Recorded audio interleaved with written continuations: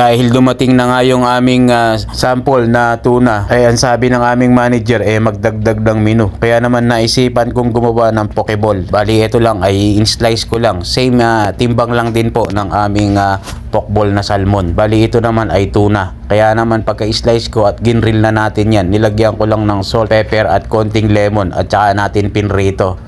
Pero konting mantika lang po at syempre pagkaluto niyan, ibibiling na natin sa may side B. At pagkatapos nga ng ating pag-grill na yan, syempre ilalagay na natin sa ating pokeball na bowl. Bowl nga At mag-slice lang po ako dito ng avocado at pepino para hindi na masyadong marami pang etchetchetchetcheraboreche.